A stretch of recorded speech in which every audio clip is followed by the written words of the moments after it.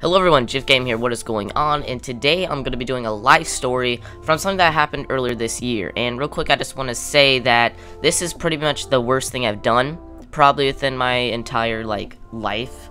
But, there are minor things that I have also done, and we'll do that in different life story videos. And also, it won't just be necessarily life story videos, but how to deal with stuff, that you may be having issues with. Because I've had a little of everything happen to me.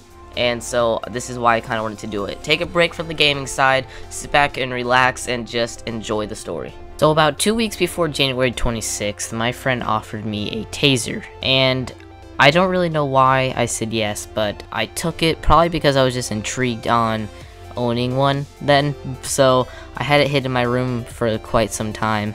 And then once January 26th came, I didn't really pick that day, it just was random. I just decided, you know what, I'm gonna bring this Taser to school. And I just really don't know why I did. I had no reason, didn't want to hurt anybody, had nobody bullying me that I wanted to go and show them, hey, I'm gonna come and tase you, but I just brought it, I guess you could say, just to show friends. And so I brought it. I buzzed it once at the bus stop. Because people at the bus stop had already known I'd had it, because I'm not gonna lie, I had taken it outside of the house since before school, just pretty much down the street to the same person that gave it to me. And so people around just kind of knew I had it. So when I buzzed it at the bus stop, they were pretty much surprised that I had brought it to school. And eventually, I was once we were at school, I was just showing it to just some friends. You know, I wasn't showing it to the entire class, obviously, but I showed it to some close friends. And once lunch came, right after 4th period, some friends at 4th period told me, hey, when we get out for lunch in, the hallway, you should buzz it. And I was like, hell yeah, I'll do it. They didn't think I would. So when we got out there, we were in the stairwell heading down to lunch, and I decided to buzz it. Now, pretty much people in the stairwell, their reaction was just, they laughed. I mean, that's what I would do. I mean, if I saw some kid at school with, say, a handgun or something, I'd be pretty scared, because no one just really brings a gun to show unless you're possibly in elementary school. Now, people shouldn't just be bringing tasers, I'm saying, because this was my 8th grade year of middle school. This is my 8th grade, so I was my 3rd year of middle school, and I'm not going to say, hey, bringing guns to school is something that an elementary school kid would do, and bring tasers is something that middle school people do. No. It was still stupid. But once I got to lunch, I had sat down with my food, I was talking to my friends at the table, and then the dean of the school comes up to me and he says, come with me to my office now. Like, you could just tell he was worried about something. So immediately in my mind, I'm thinking to myself, there's only one thing, there's only one reason why he's making me come to his office. And so I get up, and my friend's eyes are just dead ass wide open. They're just thinking in their head, damn, he's screwed. We're not gonna see him for quite some time. So my friend's whispering to me, he's like, come on, give it to me, and I'm just like, no, because the dean's saying right there, how am I supposed to pull this pink taser out of my pocket and hand it to him? Now, it's not necessarily a taser where you shoot it and it sticks into somebody and zaps them. It's one of those stun guns, you could say, where you just hold it, it's really small, and you just press the button on the side, and you have to actually physically go up to someone and hold it against them. That's what it was like. So it's a stun gun, but taser is just simply more used. It's more of a common word rather than saying stun guns. So, but so once I got to his office, he just told me right away. The first thing he said to me was, "Pull it out." And so pretty much I knew immediately that I couldn't lie. There's no way I could pretend like I didn't have one. I knew I would probably be searched. So I pulled it out, put it on the desk, and his expression just immediately, his face just lit up. He could not believe that I actually had this thing. So I mean, it's not every day that you have to deal with something like that. So he just pretty much looks at me. He just says, you know, you're in some deep shit. Really, he just says, you are in some deep shit. You are going to be in lots of trouble. That's thanks. That's what I need to hear right now. Obviously, he doesn't want to lie to me. But everything's gonna be okay, because it's not. So just real quick, he places me in discipline, and by saying real quick, I mean 3 hours. I sat in discipline for around 3 hours, and I got to listen to 2 deans and the principal sit there in the office testing if my taser was real. I was sat there for maybe 30 minutes before the other dean and principal came in there, plus the police officer, resource officer at our school, was sitting there, and so, the office is, right next to the discipline office, so I'm sitting there, and all I hear from a distance is just, my taser going off. And so eventually they come in and tell me that I can go back to the office, and so I go sit back in there, and sitting in there is the dean that approached me at the lunchroom, the other dean of the school, the principal, and then this resource officer, which he comes in and out of the office a lot. So we're sitting in there. He pretty much just goes over briefly like why this is bad, and I already know why this is bad. No weapons are allowed at school, obviously, but he goes over it, and he pretty much just has the resource officer come in and check me for like anything else. So he searches my backpack, searches my entire body. I'm completely clean, obviously, if anything else. But then he tells me that I'm going to be arrested. And I think the worst part was when he made the phone call to my mom right there. He's like, "Hey, I got Rick here in your office, and you're not gonna believe this, but he has a taser with him right now, and I confiscated it off of him, and he's going to be arrested and brought to the JAC, a juvenile detention center, and you're gonna have to come pick him up." And like, all this is just happening. I'm just like, oh my god, I cannot believe this is happening. So the police officer was actually really nice, and he tells me, obviously I don't want to arrest you in front of all the kids and stuff, so I'll wait till we get out to the car to actually put the cuffs on you. So I'm just walking out there with him, and we get to the car, and he handcuffs me, and I put into the back of the police car. And I'm not sure if you guys ever been put in the back of a police car. Obviously, I don't think the average person can say, "Yeah, I've been in the back of a police car, so what?" No, it's just it's like plastic. It's just like really, it's just easy to slide around. But he put the seatbelt on me, and it was really uncomfortable. I had to kind of lean forward a little bit because like the cuffs weren't too tight though. He asked me, like, tell me when the cuffs are like getting too tight, because he was real nice. Because I had never like done anything bad in school before. Like, I'm actually a really good student, and so this was like my actually first bad thing. And it was my first time actually being on a discipline record. So I mean, I don't do anything in school. It's like I'll get told by the teacher sometimes to, you know, simple stuff, but I'm never like one of those kids that constantly goes down to discipline. But anyway, so it's about a 20-minute drive till we get to that actual place, and he just is like telling me like basically what they're going to ask me there, and just pretty much get me prepped for what I'm about to go into.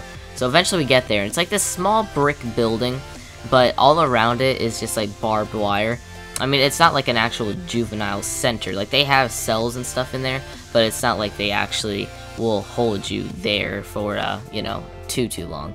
But yeah, they have like a little courtyard with some barbed wire around it, and the fence opens, and we go in, and right before we go in, he tells me that pretty much the questions they're going to ask me is about like suicidal thoughts, you know, pretty much just to get to know who you are and what you've done before, because they want to make sure that, you know, is it your first time coming in, or have you been someone that's been here before? So I go in, and they, sure enough, they ask me, like, have you ever thought about committing suicide? Would you ever, if you, for whatever reason? And so I pretty much just answered no. I pretty much wouldn't ever do that unless it was like absolutely something horrible happened to me, which I guess is a yes to that question of would you ever do it in case of anything. But you know, probably not. I'd be too scared too.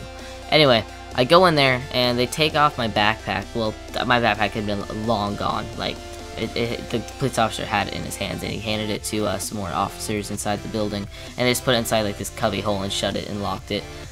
And then they had me sit down and take off my shoelaces, and they put them in a bag, because that way, in case, I don't know, try to kill myself inside the cell, because yeah, everyone does that.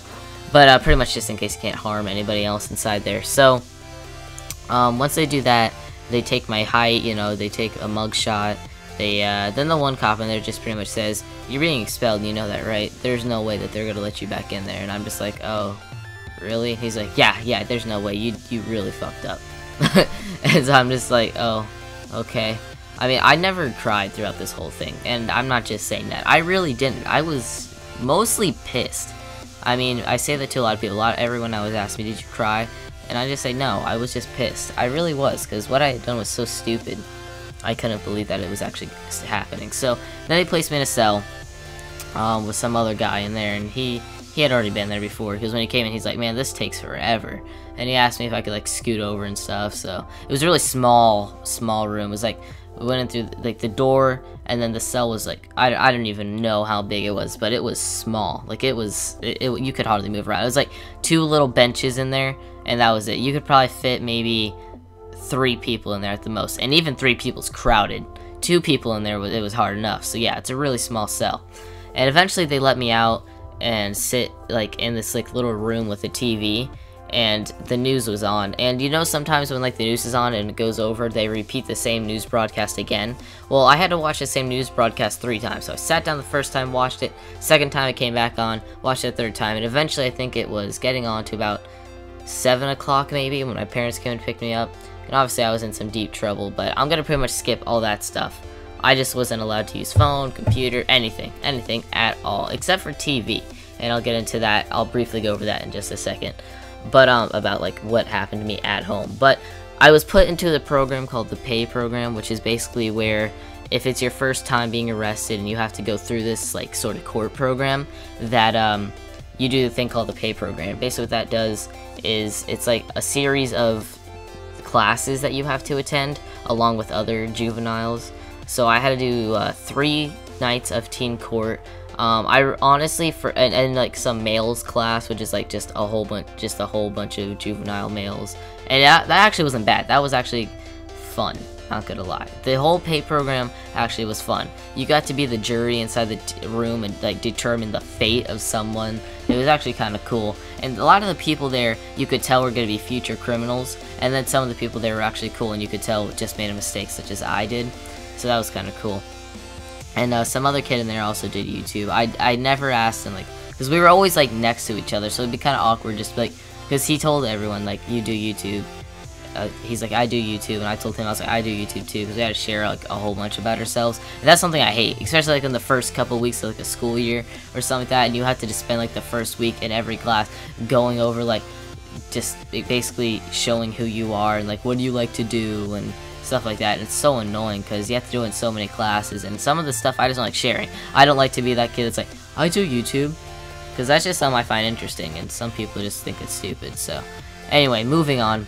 As for at home, I didn't start school back until February, or actually it was March 3rd that I started, which is my birthday, which is virtual school, because I went to a school board meeting and they decided if I either got back in school, like I was allowed to go back, or I either went to a thing called Journeys, which is like a very bad school for troubled kids. Like, those are kids that actually do horrible things, hardcore drug addicts, just horrible. So instead of sending me there, I had another option to do virtual school for the remainder of the school year, and then I would get to go on to my freshman year of high school, which I'm currently in now, so everything did go okay with that.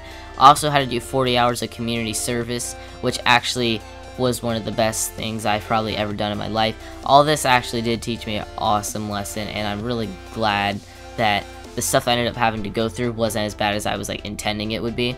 So I worked at a cemetery right near my house, and the guy that I was doing the community service for was awesome. He would give us hours, even just like if we say we needed like 3 extra hours, he would just give it to us, because what's the point of coming there and working for just 3 hours? He let us take our lunch break at Taco Bell across the street. He was a really cool dude, and he was funny. He was so funny, and a lot of the kids that were there, you could tell, didn't, you know, they just made a mistake too.